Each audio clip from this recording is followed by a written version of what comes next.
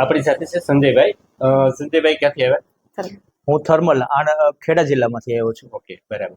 અને આપણે સંજયભાઈને પૂછીએ સંજયભાઈને શું તકલીફ હતી, બરાબર, અને સંજયભાઈને અત્યારે કેવું છે. સંજયભાઈ, શું તકલીફ હતી આપણને?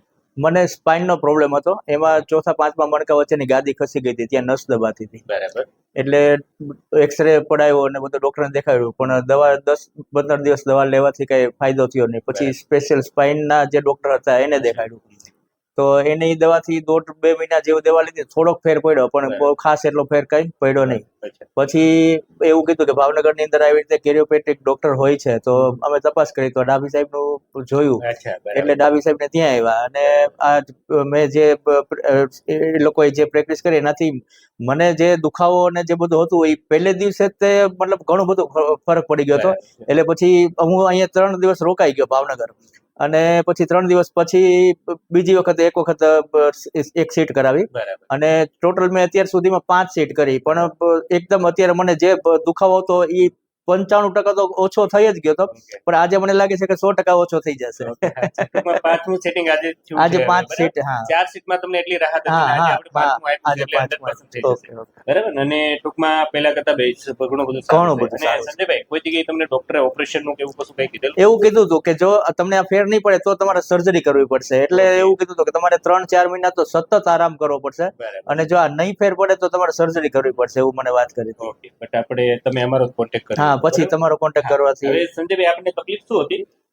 C4 C5 જે આ ગાદી છે ને, આ ગાદી ખસી ગઈ હતી આપણી, ટૂંકમાં બલ્સ થઈ ગઈ હતી. બલ્સ થઈને આપણી જે હાથની નસ, તમારી જે રાઈટ હેન્ડની નસ દબાવી દીધી, એટલે ટૂંકમાં સતત તમને આ પ્રોબ્લેમ આવતો હતો. અને આપણે પ્રોબ્લેમમાં શું થતું સંજયભાઈ? મને આ હાથ છે ને, આમાં મતલબ કઈ કામ કરી શકતો નહોતો. જે કોમ્પ્યુટર ઉપર બેસું તો આ 2 આંગળી આવી રીતે માઉસ પકડું એટલે તરત દુખાવો જણજણાટી થવા માંડતી, એટલે તરત હાથ મૂકી દેવો પડતો. અને લગભગ 2 મહિના તો મેં કોમ્પ્યુટરનો ઉપયોગ કર્યો જ નથી. મારો બાબલો જ બધું ચલાવતો હતો, એટલે પછી મારે વર્કિંગમાં બહુ પ્રોબ્લેમ થતો હતો. અને આખા હાથમાં ખાલી ચડી જાય ને આમાં પાણી હાથ થઈ જાય ને એવું બધું થતું હતું.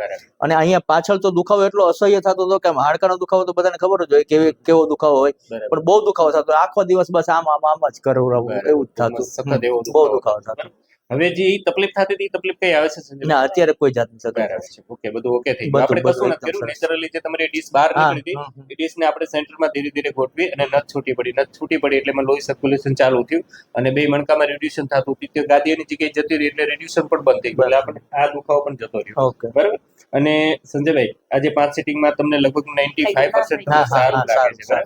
અને સંજયભાઈ, કેવી લાગી તમને અમારી સારવાર?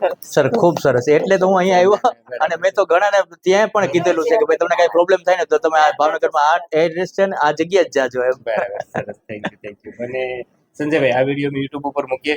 અરે ચોક્કસ મૂકો. તમારી જેવી તકલીફ વાળા પૈસા હોય એ લોકોને કામ આવે. સાચી વાત. ના, બરાબર. અને સંજયભાઈ, એક તમારો મોબાઈલ નંબર અમે વિડીયોમાં મેન્શન કરશું કે પેશન્ટ અમારા વ્યુઅર વિડીયો જોઈ તમને ડાયરેક્ટ ફોન કરે તો કે ભાઈ તમે અહીંયા ટ્રીટમેન્ટ લેતા તો ખરેખર ત્યાં સારું છે.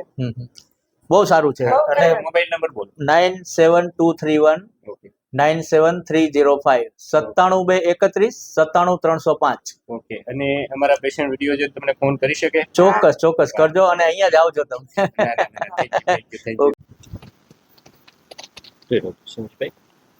બસ ટીલું, બસ ઊંડો શ્વાસ છોડો. યસ, છોડજો. બસ બસ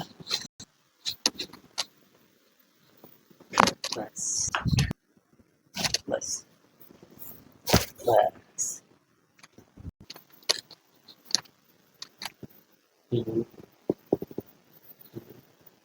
બસ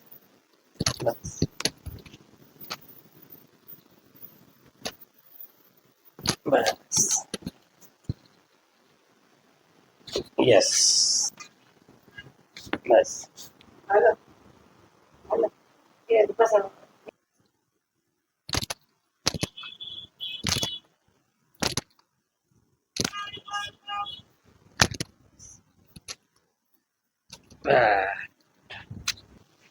છોડો,